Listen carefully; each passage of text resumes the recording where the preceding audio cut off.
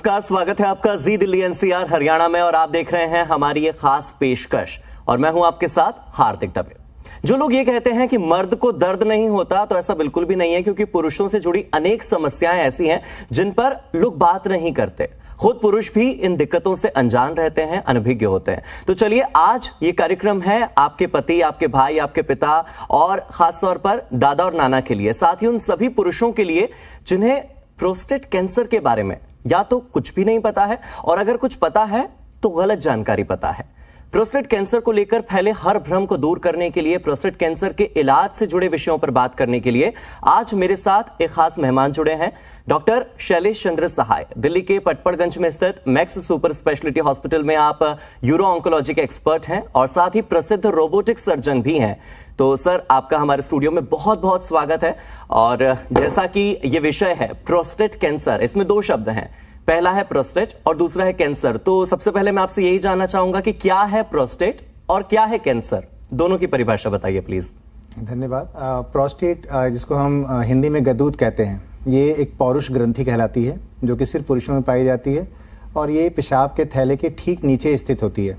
आमतौर पर अगर देखा जाए तो इसका साइज कोई एक अखरोट के समान होता है और 20 से 25 ग्राम का इसका वजन होता है। अब रही बात प्रोस्टेट कैंसर की, जैसा हम जानते हैं कि कैंसर हमारे शरीर के किसी भी ऑर्गन में हो सकता है।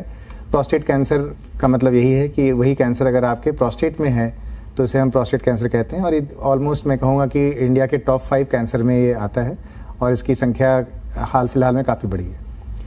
तो सर, क्या लक्षण होते हैं प्रोस्टेट कैंसर के, कैसे पहचान करते हैं आप कि किसी को प्रोस्टेट कैंसर है? या सवाल ये भी कि आप ये कैसे पहचानते हैं कि किस आदमी को प्रोस्टेट कैंसर की जांच करवाने की जरूरत है? कब आपके क्लिनिक तक आना है, कब आपका दरवाजा खटखटाना है और कब टेस्ट कराना है, डायग्नोसिस कराना है, ये कैसे पता करें हम?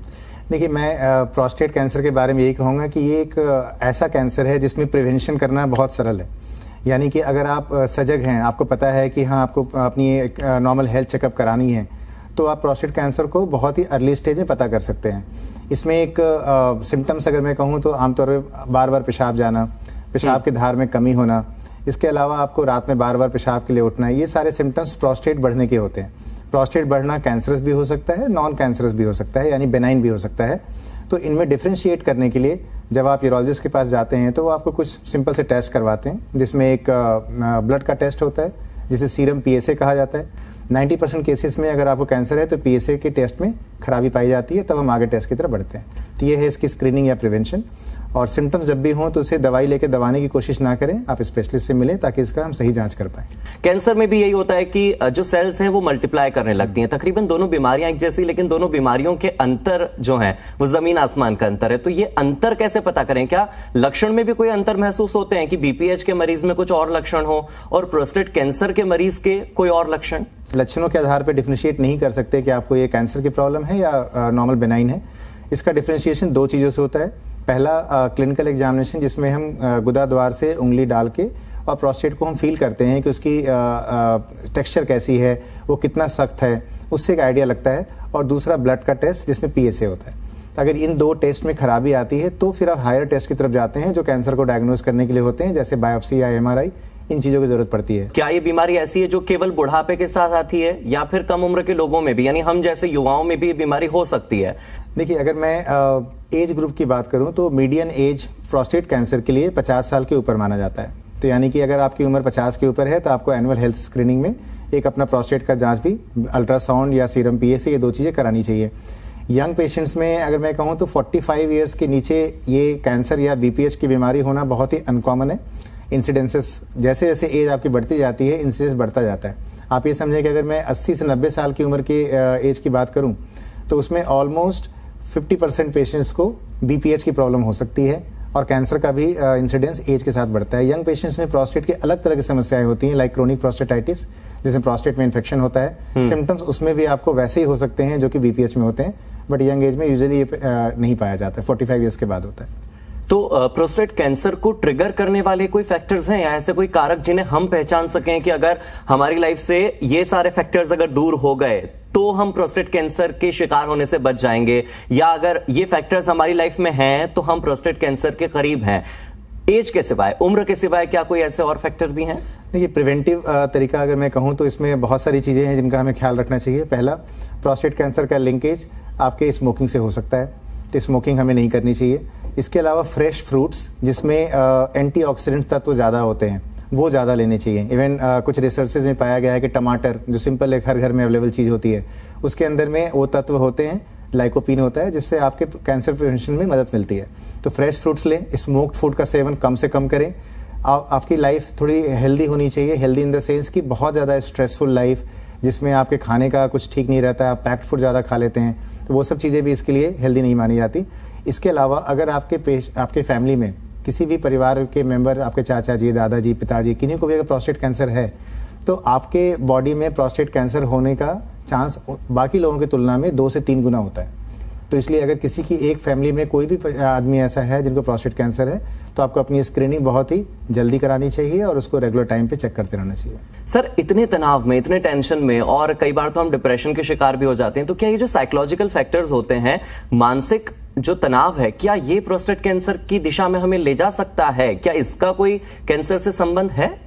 आई वुड से स्ट्रेस या फिर डिप्रेशन का डायरेक्ट लिंक तो नहीं है, बट हाँ ये जरूर है कि अगर आप जैसे आपकी लाइफस्टाइल ऐसी है कि अगर आप ठीक से अपनी नींद भी नहीं ले रहे हैं, 8 घंटे की नींद आपकी होनी चाहिए, खाना आप टाइम पे नहीं खा रहे हैं, तो बहुत सारे फैक्टर्स हैं। लाइक आजकल पॉल्यूशन, खाने में पॉल्यूशन बहुत ज़्यादा है, केमिकल्स हैं उसमें भी, तो वी नेवर नो कि which of this things are leading to genetic mutation. क्योंकि प्रोस्टेट कैंसर का एक जो मुख्य कारण माना जाता है, जीन्स की म्यूटेशन होती हैं। बिल्कुल। ये म्यूटेशंस किस वजह से होती हैं, ये आज भी रिसर्च का विषय है।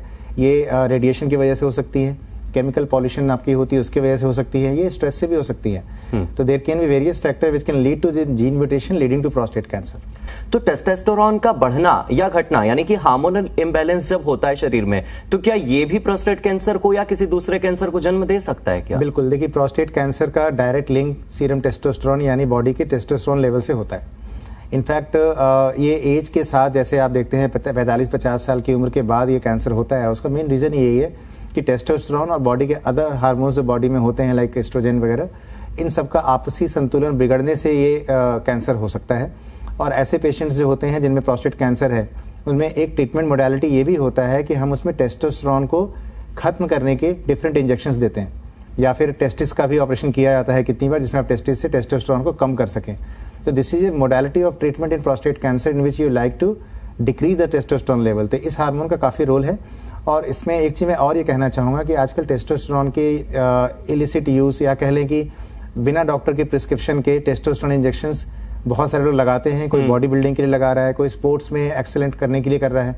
ये बहुत ही घातक है, क्योंकि टेस्टोस्टेरोन इंजेक्शंस का दुष्प्रभाव प्रोस्टेट पे डायरेक्टली होता है और उससे आपको प्रोस्टेट कैंसर की संभावना बढ़ सकती है। और ऐसी बातें एक डॉक्टर ही बता सकता है, क्योंकि वही आपकी सेहत का ख्याल रखते हैं। डॉक्टर शैलेश, प्रोस्टेट कैंसर के इलाज के बारे में कुछ बताइए, क्योंकि आपने कारण बता दिए, फैक्टर्स बता दिए, लक्षण बता दिए, लेकिन इलाज सबसे महत्वपूर्ण है। ठीक हो सकते हैं, नहीं हो सकते, और अगर ठीक हो सकते हैं तो कितने तरह के इलाज हैं?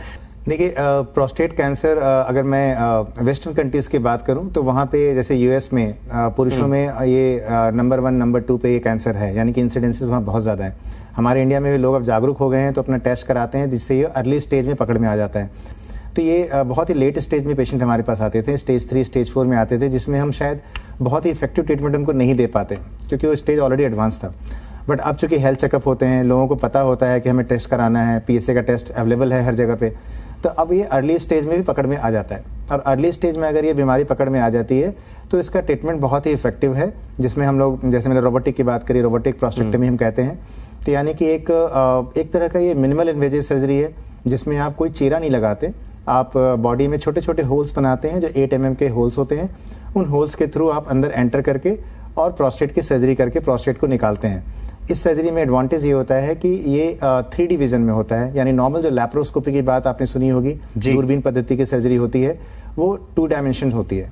तो 2 डायमेंशनल का मतलब है कि आप जो देख रहे हैं वो जैसे टीवी में आमतौर पे हमें दिखता है, वैसा अंदर का बॉडी पार्ट्स हमें दिख रहा होता है। While in robotics we are doing in 3D dimension, तो हमें 3D विजन दिख रहा होता है। इसके अलावा जो रोबोटिक के आर्म्स होते हैं, they are very flexible and they are just like human hand, even better than human hand in precision and grip. तो उसमें आप बहुत ही इफेक्टिव वे में पेल्विक सर्जरी करते हैं।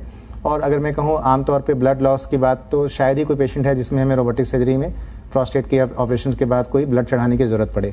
और इसमें रिकवरी बहुत अच्छी होती है, पेशेंट 1-2 दिन में घर चले जाते हैं।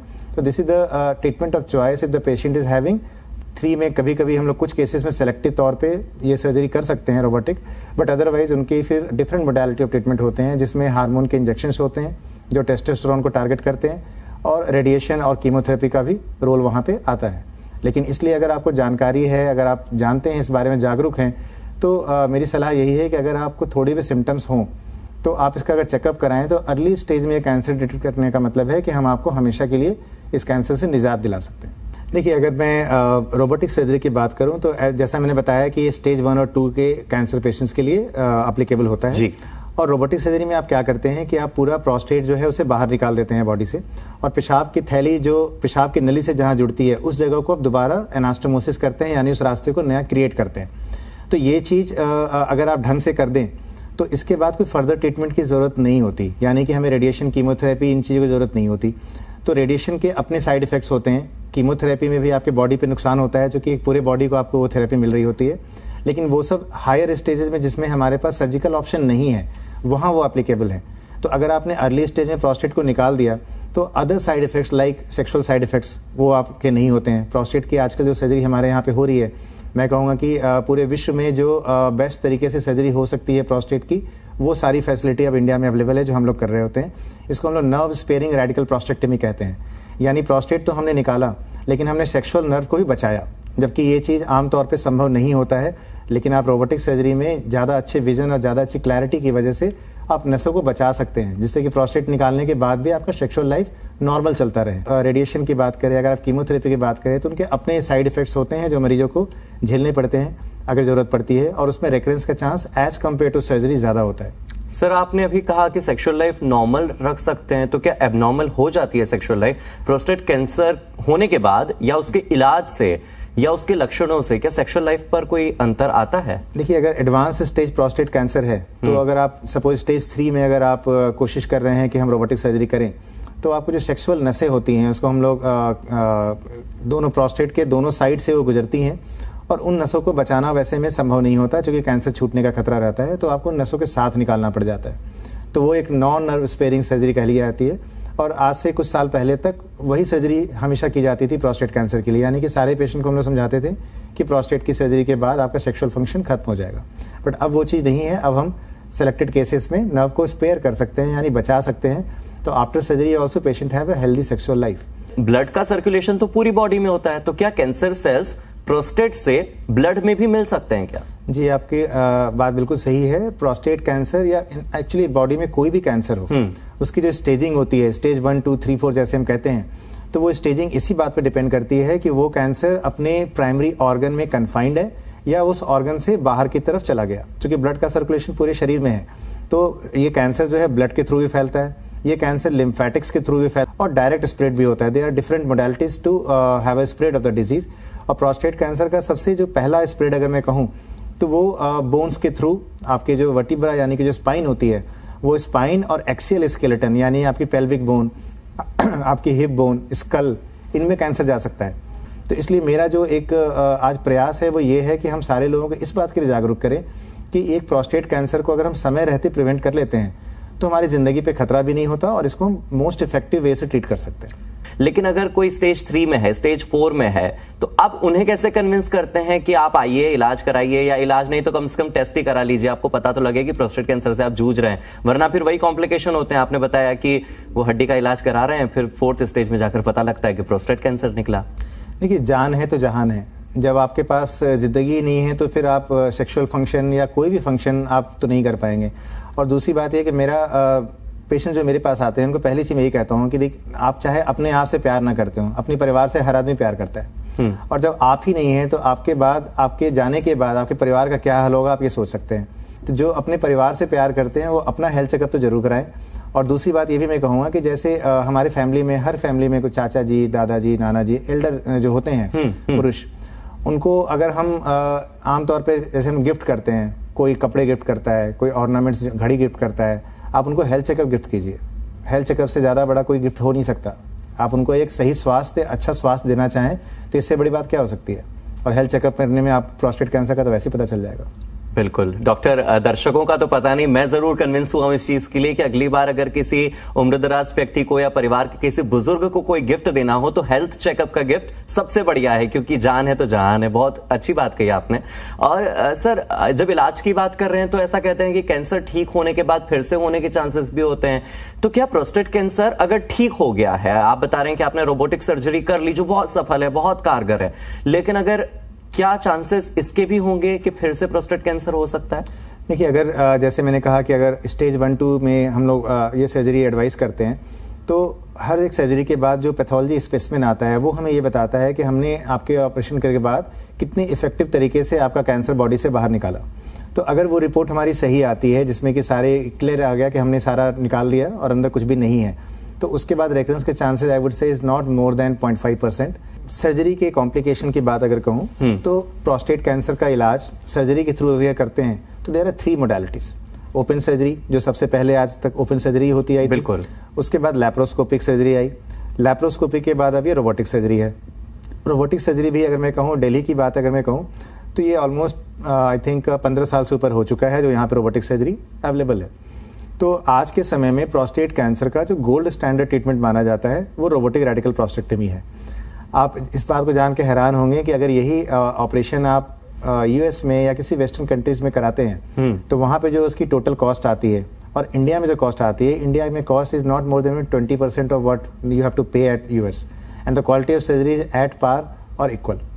तो यानी कि हमारे यहाँ पे being in a developing country, we have the highest facility of care for prostate cancer which is available in any part of the world। तो ट्रीटमेंट तो हमारे पास यहाँ पे सारी अवेलेबल है।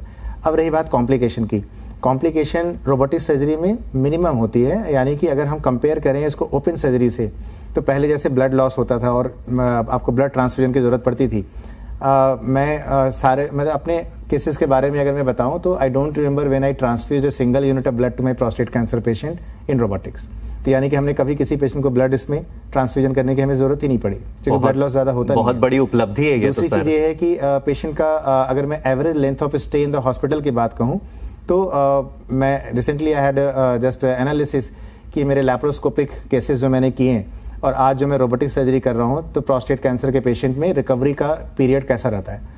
तो we are surprise to see कि it decreases the hospital stay by 50%। यानी कि अगर आपका एवरेज लेंथ पहले 5 दिन था तो पेशेंट 2 से ढाई दिन में डिस्चार्ज होकर चले जाते हैं। सर, इकोनॉमिक पहलू पर फिर मैं बात कर ही लेता हूं। आपने बताया कि अमेरिका के मुकाबले तकरीबन 5 गुना कम दाम में भारत में ये सर्जरी हो सकती है, रोबोटिक सर्जरी। तो क्या आम व्यक्ति भी ये करवा सकता है? क्या सामान्य व्यक्ति जो प्रोस्टेट कैंसर से जूझ रहा है, क्या उसके लिए भी अब रोबोटिक सर्जरी करवाना एक ऑप्शन है? क्योंकि ये तो ऐसा माना जाएगा कि ये तो जो संभ्रांत परिवार के लोग हैं जिनके पास खूब पैसा है केवल वही करा सकते हैं। तो क्या आम व्यक्ति, मिडिल क्लास फैमिली का कोई व्यक्ति? बिल्कुल सही आपने क्वेश्चन जो किया है, मैं आपके माध्यम से लोगों को बताना चाहूँगा कि रोबोटिक सर्जरी 2020 अक्टूबर के समय एक IRDAI ने गाइडलाइन जारी की थी, जिसके अकॉर्डिंगली जितनी भी इंश्योरेंस कंपनीज हैं वो सारे रोबोटिक सर्जरी के खर्च को आपको रिम्बर्स करते हैं। कहने का मतलब कि अगर आपके पास कोई हेल्थ इंश्योरेंस है तो आप रोबोटिक सर्जरी बिल्कुल करा सकते हैं और वो कंपनी उसका जो भी खर्च होता है वो वहन करेगी, पहली बात। दूसरी चीज़, even in government sector like those who are having central government health facility CGHS जैसे कहते हैं, उनमें भी कैंसर के पेशेंट्स के लिए रोबोटिक सुविधा उपलब्ध है। तो यानी कि आपके पास इनमें से कोई भी अगर पैनल है या फिर कोई सुविधा है तो आप उसको यूज़ करके रोबोटिक सर्जरी करा सकते हैं। इन केस अगर हम मान लीजिए अपनी जेब से खर्च करके, हमारे पास कोई सुविधा नहीं है, हमें अपने पैसे से ही कराना है, तो भी अगर आप इसको इस लिहाज से देखें कि इस ऑपरेशन में ना तो आपको ज़्यादा हॉस्पिटल स्टे करना पड़ रहा है, ना ब्लड लॉस हो रहा है, ना ब्लड ट्रांसफ्यूजन की ज़रूरत पड़ी, तो एक्चुअली जो कॉस्ट रोबोटिक सर्जरी के इंस्ट्रूमेंट्स के एक्स्ट्रा आपने दिए वो कॉस्ट हमें बाकी जगह पे कंपनसेट हो जाते हैं। यानी अगर आप 2 दिन हॉस्पिटल में रहते हैं तो आपका खर्च कम होता है एज़ कम्पेयर टू 4 दिन रहना। तो मिला जुला के बात आपकी वही पड़ती है जिस खर्च में आप पहले ओपन सर्जरी या लैप्रोस्कोपिक सर्जरी करा रहे थे, आप उतने ही खर्च में रोबोटिक सर्जरी करके और जल्दी से जल्दी ठीक हो सकते हैं। बहुत ही महत्वपूर्ण और अहम जानकारी आपने दी है, क्योंकि सबसे बड़ा फैक्टर जो होता है वो इकोनॉमिक फैक्टर होता है और ये जो भ्रम है ये दूर करना बहुत ज्यादा जरूरी था। लेकिन अब कुछ सालों में, आप कहें 5 साल, 10 साल या 15 साल, ज्यादा मरीज बढ़ गए हैं। बिल्कुल ऐसा हम अपने डे टू डे जो प्रैक्टिस, हमारी क्लिनिकल प्रैक्टिस है, उसमें हम ये नोटिस करते हैं कि प्रोस्टेट कैंसर के पेशेंट पहले से बढ़े हैं। बढ़ने के 2 रीज़न हो सकते हैं जी। पहला रीज़न इंसिडेंस का इंक्रीज करना, यानी बीमारी बढ़ी है, जो हो सकता है कि आजकल जो इतना ज़्यादा रेडिएशन, पॉल्यूशन ये सारी चीज़ें म्यूटेशंस करती हैं, उसकी वजह से भी ये इंसिडेंट्स बढ़े हों। दूसरा वजह है अवेयरनेस, यानी कि अगर मेट्रो सिटीज़ की बात मैं करूँ तो मेट्रो सिटीज़ में अब लोग बहुत ज़्यादा जागरूक हैं और पढ़े लिखे लोगों को पता होता है कि हमें हेल्थ चेकअप कराना है और उसमें ये चीज़ पता चल जाती है। इवन छोटे शहरों में भी आजकल आप देखेंगे अगर आप कोई हेल्थ इंश्योरेंस लेते हैं तो आपको फ्री हेल्थ चेकअप की फैसिलिटी मिलती है, जिसमें आपको साल में एक बार आपके सर्टेन ब्लड टेस्ट होते हैं या कुछ टेस्ट और होते हैं जो किए जाते हैं, तो उससे भी लोग इसे पता लगा लेते हैं। तो अवेयरनेस का बढ़ना ही इस कैंसर के नंबर बढ़ने का एक कारण भी हो सकता है, बट ये अच्छी बात है कि लोगों को अब पता चल जाता है और उसको ट्रीट कर लेते हैं। अदरवाइज जैसा मैंने कहा कि आज से 15-20 साल पहले हमारे पास स्टेज 3 स्टेज 4 में ही कैंसर पकड़े जाते थे, स्टेज 1 और 2 प्रोस्टेट कैंसर रेयरली आते थे, जबकि आजकल ये रेगुलरली हमें ऐसे पेशेंट मिलते हैं। तो आपके टीवी के माध्यम से जहाँ जहाँ मैं पहुँच पा रहा हूँ, मैं सबको ये कहना चाहूँगा कि अगर आप देखें आम तौर पे आप साल में एक बार छुट्टियाँ मनाने के जरूर जाते हैं। आप कभी नहीं सोचते कि आपने इतने हज़ारों रुपए खर्च कर दिए हैं और एक वैकेशन करके आए, जो कि आपको उस चीज़ से खुशी मिलती है। तो जिस दिन हम ये बात समझेंगे कि आप अपने ऊपर खर्च करना, अपने हेल्थ के ऊपर खर्च करना इज़ ए फ्यूचर इन्वेस्टमेंट। मैं आपको बताऊं, मैं अपना खुद का हेल्थ चेकअप हर 6 महीने पे कराता हूं। मैं हॉस्पिटल में ही हूं, मैं हर दिन देख रहा होता हूं कि मरीजों को क्या क्या बीमारी हो रही है और मुझे लगता है कि कम से कम अपना भी तो ख्याल रखूं। तो इसलिए जब तक आप अपना ख्याल नहीं रखते हैं तब तक इसका मतलब है कि आप अपने परिवार को प्यार नहीं करते, क्योंकि आप यही चाहते हैं कि आपके एब्सेंस में कोई भी दिक्कत हो तो पहले तो आप अपने आप को अगर स्ट्रांग रखेंगे तभी आप अपनी फैमिली को सपोर्ट कर पाते हैं। और मेंस के साथ ये प्रॉब्लम है, एक जो जनरल मेंटालिटी है हमारी कि मर्द को दर्द नहीं होता। मुझे लगता है दर्द होता है, दर्द का एहसास भी होता है, बस हम दर्द को प्रकट नहीं करते, ये हमारा स्वभाव है। क्योंकि मेंस को दर्द भी होता है तो प्रकट नहीं करते हैं, वो उसको छुपाने की कोशिश करते हैं। उनको लगता है कि अगर मैं अपने आप को कमजोर साबित करूं तो बाकी लोगों का क्या होगा। तो डॉक्टर शैलेश, ऐसा लग रहा है कि आपकी बातें सुनने के बाद जरूर जितने भी मर्द हमें सुन रहे होंगे, जितने पुरुष हमें सुन रहे होंगे, वो अपने दर्द को प्रकट करना शुरू कर देंगे। बहुत ही उम्मीदों से भरे आपके जवाब थे, बहुत ही कह सकते हैं कि होप मुझे मिली है इस इंटरव्यू के बाद। तो मेरे साथ जुड़े हुए थे डॉक्टर शैलेश चंद्र सहाय, बहुत बहुत शुक्रिया हमारे साथ जुड़ने के लिए और प्रोस्टेट कैंसर जैसी गंभीर बीमारी पर हमसे खुलकर बात करने के लिए। आज की पेशकश में फिलहाल इतना ही। आप जुड़े रहिए हमारे साथ और देखते रहिए जी दिल्ली NCR हरियाणा।